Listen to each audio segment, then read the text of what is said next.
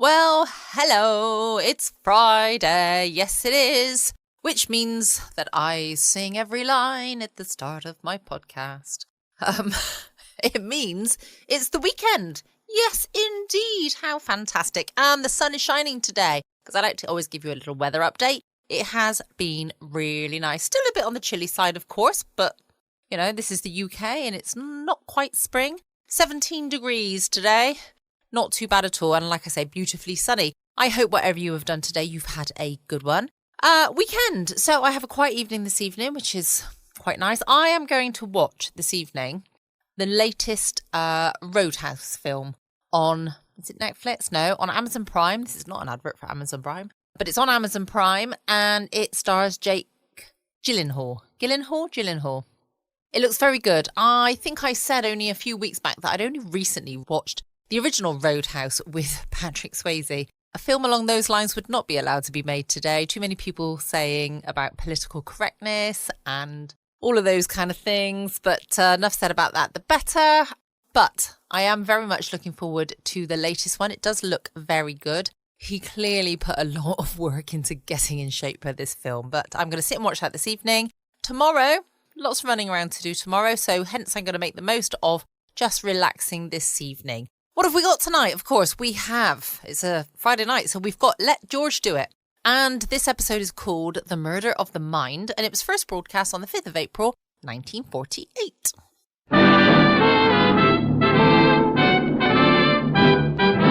Standard of California, on behalf of standard stations and independent Chevron gas stations throughout the West, invite you to Let George Do It. Another adventure of George Valentine. Personal notice. Danger is my stock and trade. If you need the kind of help you couldn't get from a cautious man, then you've got a job for me. George Valentine. Write full details.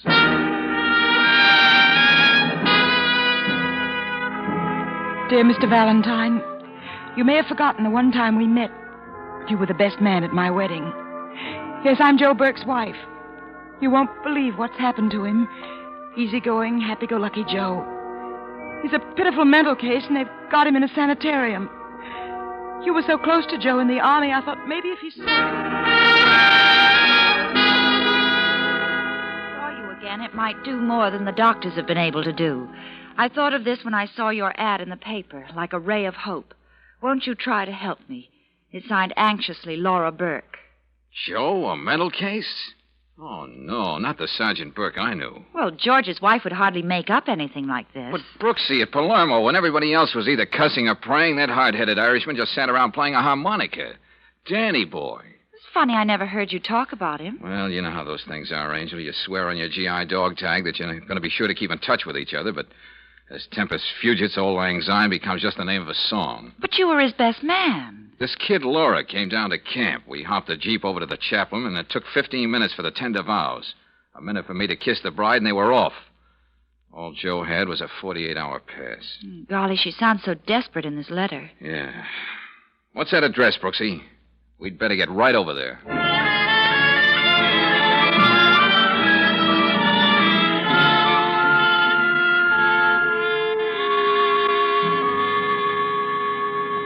Maybe it's only one chance in 1,000, but I had to turn to you, Mr. Valentine. The name is George, remember? He's in that place, getting worse every day. How he doesn't even recognize me. Laura, we do want to help you, but, honey, you're making it so much harder. Here, sit down. I'm sorry.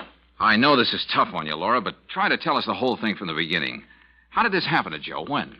Well, about a month ago, they brought him home from Egypt. Egypt? What was he doing there? Well, after he got out of the army, he got a job with an export company, Kessling Limited. The money was so good he couldn't refuse it. He planned to keep it for 2 years so we could put some money aside. Oh, it must have been terrible being separated again. Did Joe begin to lose his grip while he was abroad? Oh, he sent letters regularly, wonderful, cheerful letters about the future. And a couple of months ago, he stopped writing. Yes, Laura? And then one day he walked in with Dr. Taruk. Wait a minute. Who's Dr. Taruk? Some kind of psychiatrist the company sent back with Joe to take care of him. Mr. Kessling, he's the president of the company. He's been very kind. What did they say happened? Some kind of an explosion outside the city. Joe happened to be around, and when he came to in the hospital, he... Now, take it easy, Laura. Hey, you want to knock off and have a cup of coffee? No, go on, I'm all right. I'll never forget it. Dr. Taruk left us alone for a minute. Joe just stood there, right where you are, looking at me, looking through me. He tried to talk, but seemed to hurt too much, so he just kept staring and staring. Oh, George. And he took a box of face powder from his pocket and handed it to me. Powder? I guess he meant it as a gift. So pathetic. A box of cheap powder. It was horrible to watch. Okay, Laura. I think we've heard enough to begin with. Where have they got Joe? The Hillcrest Sanitarium. His company's paying all the expenses, and Dr. Taruk says in time he hopes Joe will be all right. Yeah. But he's getting worse, you see. I thought if you saw him and talked to him, maybe by some miracle he'd begin to remember things. He thought so much of you. I know. All right, Laura. You want to come along with us? No, I always seem to upset him. Okay. Yeah, Claire and I'll drop in on Joe. And here's hoping it'll do some good.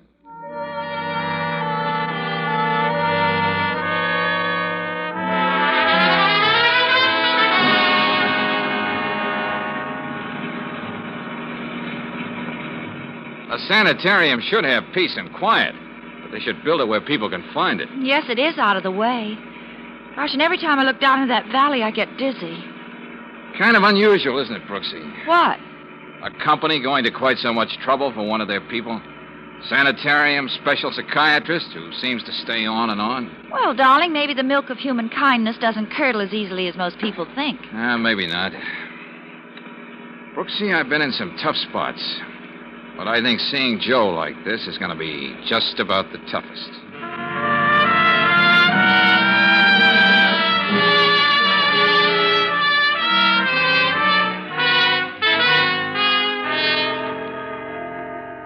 In dealing with the mind, Mr. Valentine, one is never sure what will be good or bad for the patient. Yeah, I think I know what you mean, Dr. Turok. Perhaps this visit from a dear friend out of the past may do Mr. Burke a world of good. However, on the other hand... Will we be able to see him soon? In a few moments. But perhaps it would be wiser for a young lady like you, Miss Brooks, not to see him at all. Huh? There are just a few things I want to know, Doctor, before... Dr. Taruk. Oh, Rodney, will you come here? Yes. This imposing but very competent gentleman is the male nurse I've hired to be with Mr. Burke when it is impossible for me to be present. Oh, yeah. He's acting quiet now, Doctor. Good, very good. We can go in this way, Mr. Valentine, Miss Brooks. Okay.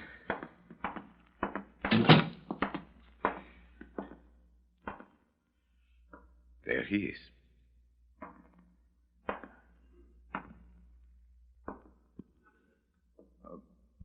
Hey, Joe. Danny boy. Don't you have anything to say for yourself? What did you do? Lose your harmonica? Oh, George. Yeah. Rodney, wipe Mr. Burke's forehead. Yes, Doctor. You can see, Mr. Valentine, what an effort it costs your friend to try to speak. I'm not blind, Doctor. Permit me to explain. The blow he must have received in that accident has injured the tiny wires that crisscross in the brain. His thoughts cannot get through, a form of motor aphasia. Well, that's good to know, but it doesn't help Joe. Doctor, does he know what we're talking about? I am quite sure he does not. You see, the wires of the brain that are blocked make it more difficult for him to get his thoughts through. The theory is... Okay, Doctor, but look. Yes, Mr. Valentine. I'm quite sure you're a very competent psychiatrist, but I know you won't mind if I have Dr. Hunter, a friend of mine, come in and have a look at Joe. Just a consultation. Very well, if you feel that way. And it might help to look a little more into that accident.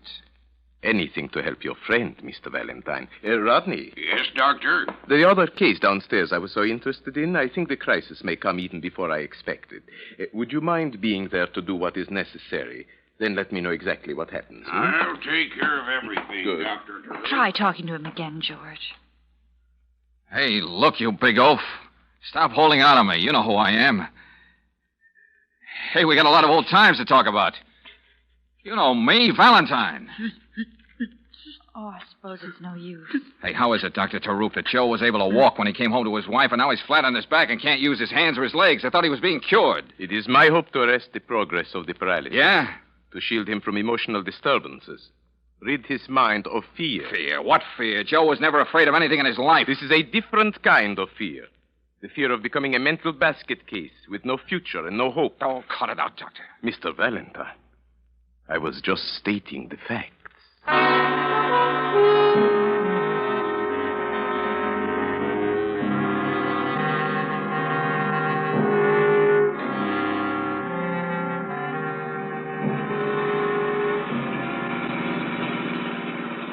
To have and to hold from this day forward, till death us do part. What are you trying to say, darling? I'm just a best man with a photographic memory. Oh, I know how you feel about Joe This and Laura. isn't death, Brooksy. Those two should be together. Something's got to be done about it. Look, do yourself a favor, George, and listen to me. This is something you don't know anything about. You're no psychiatrist. No, you listen to me, Angel.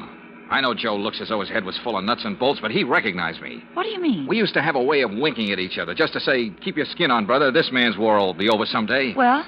Well, that's what he was giving me back there. I know it. Are you sure you aren't imagining something you want to believe? I don't care for that oily Dr. Brooksy, and I care less for that overgrown meatball Rodney hovering over Joe every minute of the day. I just have a feeling he's not getting the right chance. You can't let it be a question of feelings, darling. Believe me. George! Wow. Golly, me too. Oh, a fine place to get a blowout. A few more yards and we would have gone pitching into that valley. Let's Hey, wait a see. minute, Brooksy. Don't open that door. Get down. George, what's the matter with you? Maybe that wasn't a blowout. What? Just playing safe. Well, there doesn't seem to be anyone around now. You stay where you are, Angel. I'll take a look-see. Did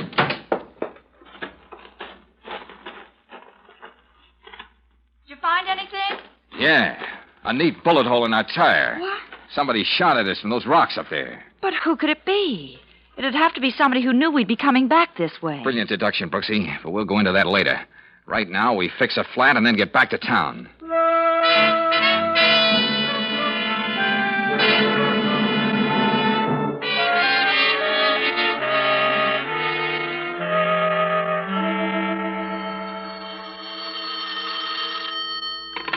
Hello? Yes, he's here. Just Huh? a moment. It's Walker, financial editor of the Bulletin, Good, returning good, your call. good. Yeah, uh-huh. You hold it a second, Walker, huh? Look, take this down as I give it to you. Okay. Go on, shoot. Uh-huh, yeah.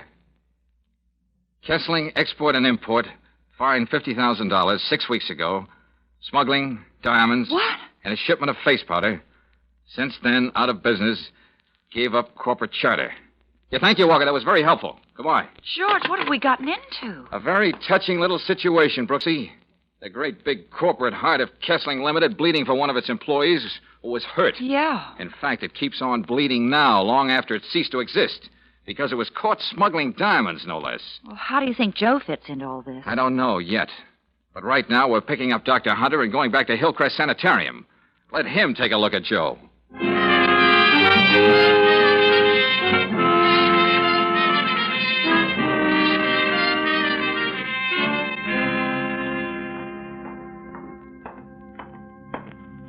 Yeah, Doc? What'd you find out, Dr. Hunter? I took a good look at your friend, George, and had a long talk with Dr. Taruk. Well, Frank? In Taruk's place, I'd have to diagnose the case exactly as he has. Oh. Motor aphasia. Now, progressive paralysis. The whole thing apparently started from some severe shock. I see. Well, now I don't know what to do. His wife told me if we found anything wrong to get him out of here. He's getting all the proper care as far as I can see. Frankly, I wouldn't suggest that he be moved in his present condition. Okay. Okay, Frank, you know what you know, and I know what I know. Now, Maybe I'm George- wrong about Taruk as a doctor, I mean. But there are too many other things wrong about this setup, including that bullet in my tire. Yes, and I still say Joe Burke was winking at me.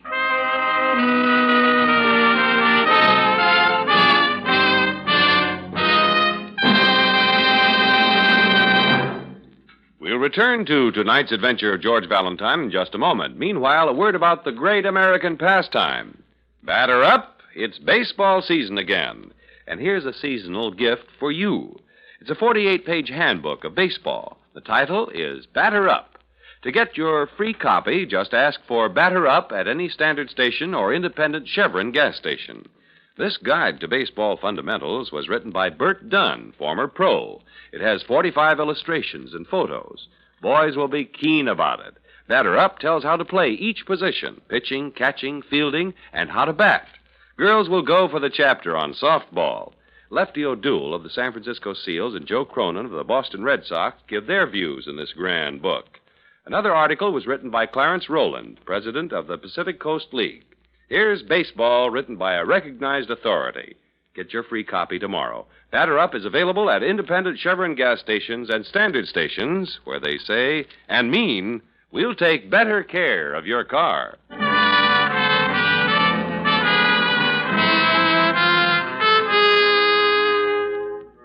And now back to tonight's adventure of George Valentine. Well, you go through the war with a fellow who becomes your buddy. You lose sight of him, and suddenly his wife shows up saying he's in a sanitarium, a mental case. You try to see what it's all about, a bullet comes at you from nowhere. More than that, you're told your buddy is getting the best possible care. You're not convinced, so you decide to dig deeper. In George's case, that means going with Claire to the Customs Service to have a chat with one of the agents. Well, there really isn't much to it, Mr. Valentine, just what you see in this folder. Uh-huh. What does it say, George? Nothing we didn't know before, Brooksy. Kessling Limited tried to smuggle in diamonds, caught with their carrots down and so forth. Well, I don't know what you expected to find, but compared to some of the stunts we run up against, this wasn't anything too brilliant. Apparently not. The company's out of business now. Now, we've had people try to get diamonds through in glass eyes and wads of chewing gum almost every way. Hiding them in boxes of face powder, well, maybe they thought it was so obvious they'd get by. Yeah, maybe. Face powder, Brooksy. Why didn't it hit us before? Of course. Joe gave Laura a box of face powder. What's that? Yeah, it's not important, at least not yet.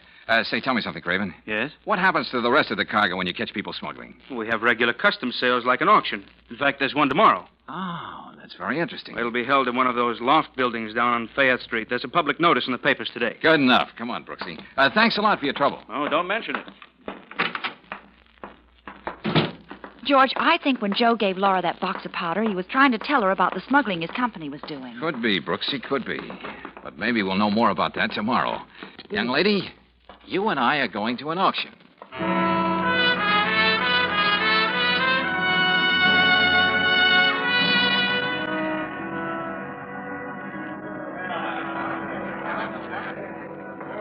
All right over here, everybody. Lot 114, 3,000 boxes of face powder, quality second grade, trade name Cleopatra's Secret. Sorted shades. Now, what do I hear for? The whole lot isn't worth $100, Brooksy, but here I go, and we'll see what happens. $300, Mr. Auctioneer. How much did you say? $300. If you get stuck with all that powder, I don't know how we're going to get it out of here. Well, I don't suppose there'll be any more bids, so, 400. George. Yeah, no, Angel. I'm going to hit it again just to make sure. 500. 600. The gentleman who said 500, you got another bid, sir? Not me. Count me out. Okay, if the gentleman who bid 600 is just in right over No one ever did find out Cleopatra's secret, Brooksy. What do you say we go downstairs and see if we can't make history?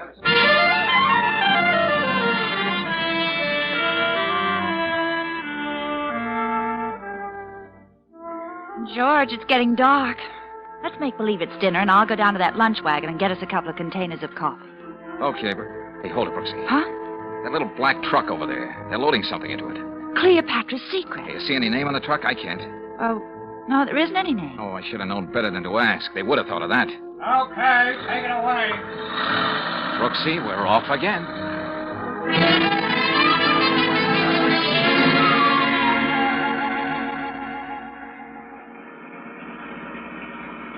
We'll keep a good half a block behind them, just like this. Darling, I never want to see another warehouse as long as I live. They could at least put some lights in the windows. Yeah, and some fluffy organdy curtains. The only light I'm interested in right now, Angel, is that little red one up ahead. It's turning the corner. Hey, a dead-end street, no truck. But we were right behind them. Truck can't just disappear into thin air. There's only one warehouse on this whole street. Yeah, and it's all boarded up. Hey, that big overhead door could have been up, just waiting for that truck to get in and then close down. I can't think of any other explanation except magic. Yeah, well, we're not going to go ringing any doorbells and tip our mitt. Look out! Anyway, we're getting out of here. That shot came from that warehouse. This is getting monotonous, being used for clay pigeons twice in 2 days. Hey, Brooksy. Yes. Take a good look at that street sign under the lamp, and remember it.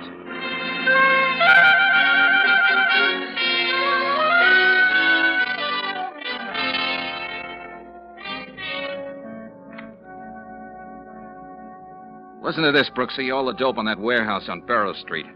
It's owned by the Farland Trading Company. So?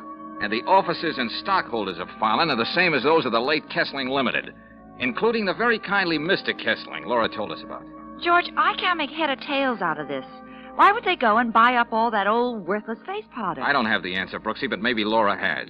That's why we're going over and see her right now.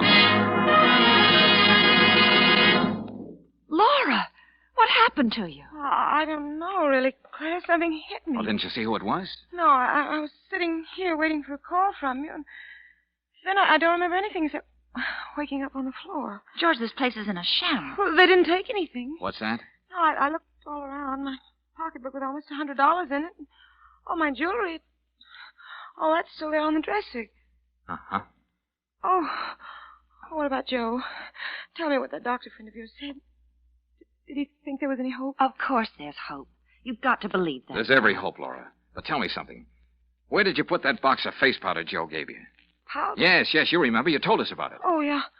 I just opened it and then I put it in that drawer over there. Yeah, I'm sure of it.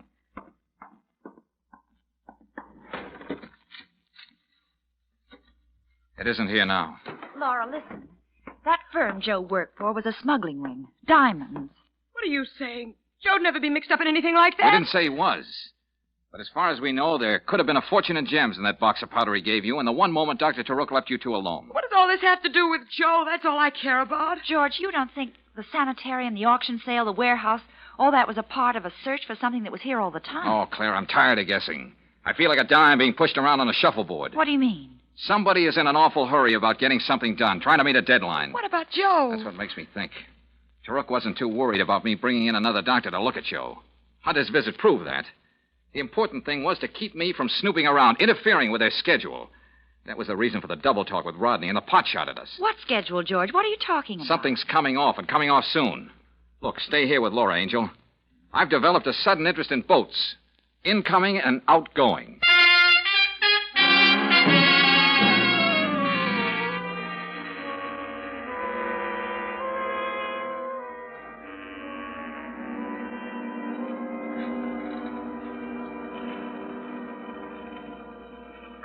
Oh, you again, Valentine. Yeah, Craven, the Customs Service and I are getting to be just like that. I'll be right with you as soon as I clear this manifesto.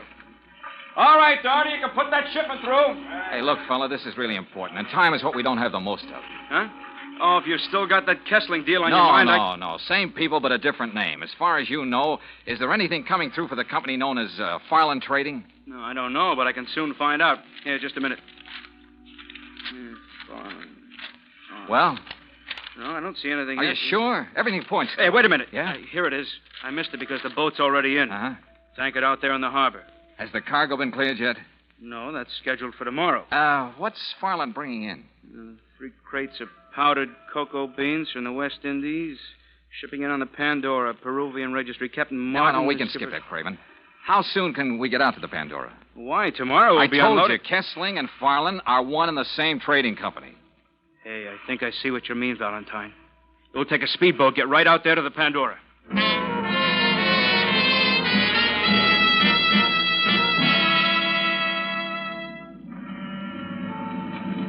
Ahoy there! Customs Service, Captain, we're coming aboard. Come on, Valentine. What can I do for you? I thought you weren't ready for us until tomorrow. Something special turned up, Skipper. Yeah, specifically powdered cocoa beans for Farland Company. Lead us to Lord, it. this trip. Those are some of their crates right here on deck. Okay, let's try this one for a starter.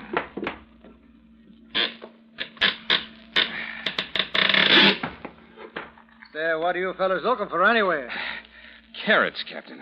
Huh? Are you kidding? Diamonds, Captain. Oh, Now, you feel around that side, Valentine. I'll take this. Okay. Ireland, eh? I thought I knew them all. That's new one on me. All right, Craven, here we are. Huh? Yeah, it's a beauty, too. Take a look at it. Say, Oh, nice size. I wonder how many more we're going to find. Oh, just enough, but not too many. What's that supposed to mean? Look, Craven, can I take a sample of this cocoa? Just enough for a cup, let's say? Sure, go ahead. Help yourself. I doubt if they'll miss it when we auction the stuff off. Thanks again for the tip, Valentine. Oh, you're very welcome. But don't be surprised if I get in touch with you again.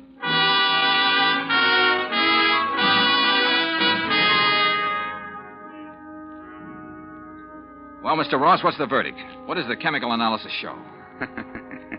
Powdered cocoa, huh? Oh, never mind the suspense. What did you find? Oh, there is cocoa here, all right, but mixed with something that sells for roughly $7,000 a pound. Dope. $7,000 a pound. No wonder Kessling and the boys could afford to use diamonds for window dressing. What's that? Oh, it'd take too long to explain. Thanks. And remind me to submit your name for the Nobel Prize.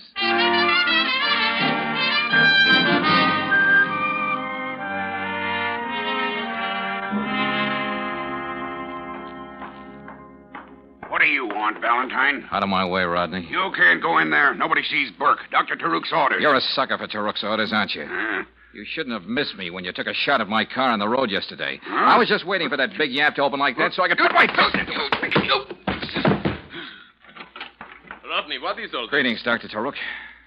What have you done, Mr. Valentine? The scene should speak for itself. And if you don't want to join Rodney, you'll just sit right down on that bench. Maybe you should be a patient here, Mr. Valentine. Oh, yeah, sure. I got a persecution complex. I can't rest. I can't sleep. I see things, have bad dreams. I'm afraid there's no hope for me until I hear you and your friends try to explain more than $1 million worth of dope. I have nothing to say. When the police and the customs men get here, Dr. Taruk, you'll have plenty to say.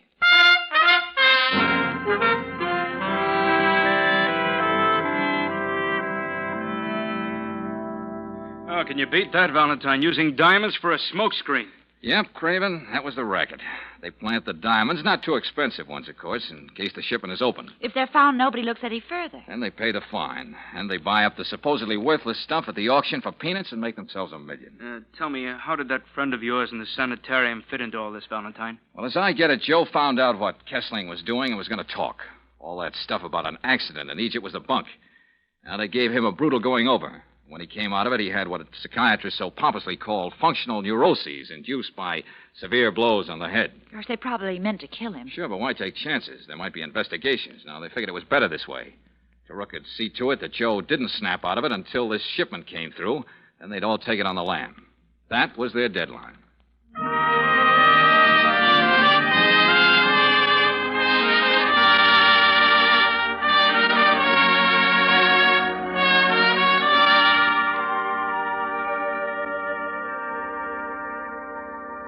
Well, how do you like your new barracks, soldier? Oh, don't try too hard to talk, Joe. We always used to understand each other without too many words. I don't know how we'll ever be able to thank you and Claire. Dr. Hunter says Joe's going to be all right. George, what about that wedding present? You know, the one the best man forgot to give? Oh, yeah, that's right, Joe. You and Laura ran out on me so fast that day in camp, I didn't get a chance to give you the usual set of doilies or a percolator or something. Well, now you can at least be the messenger of some good news that may make up for that. This customs man told us. It says right in the book, anyone instrumental in thwarting a smuggling attempt is entitled to 25% of what the Treasury gets on dutiable goods. Yeah. And those diamonds don't come cheap, you know. That's right, Joe. You're really the guy who was instrumental. At ease, soldier. Hey, you know, Brooksy, this time I'm sure he winked.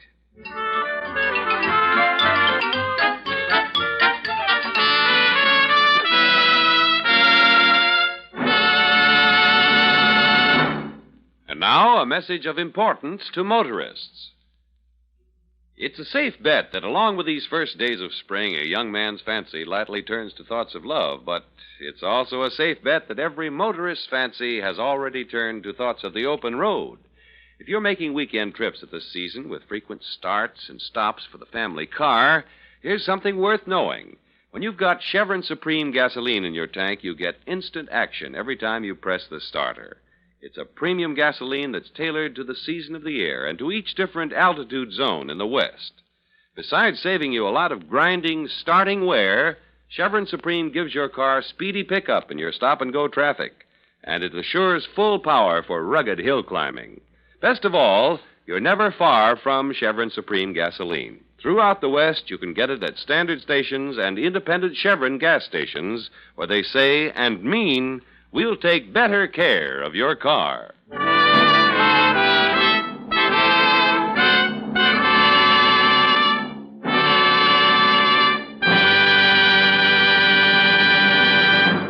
Next week, when you tune our way for another adventure of George Valentine, you'll hear... Well, here we are. Now, out you go, Brooksy. You know what you're supposed to do. Yes, George. But you don't know what you're asking of me. That Renee woman brings out the fishwife in me. Anything can happen. Well, go on now, Angel. That gal in there didn't tell us half what she really knows. Maybe because you do rub her the wrong way, we can find out some more. Well, okay. So good to me. Well, now for Renee. I wish I'd let my fingernails grow.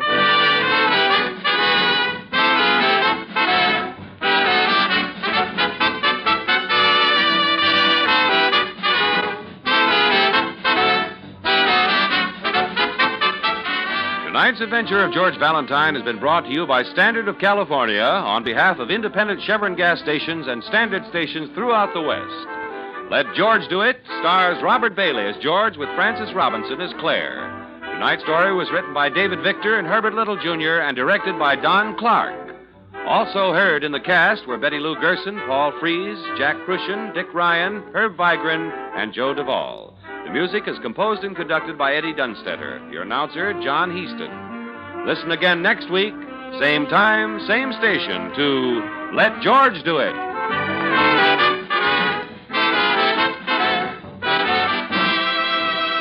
This is the Mutual Don Lee Broadcasting System.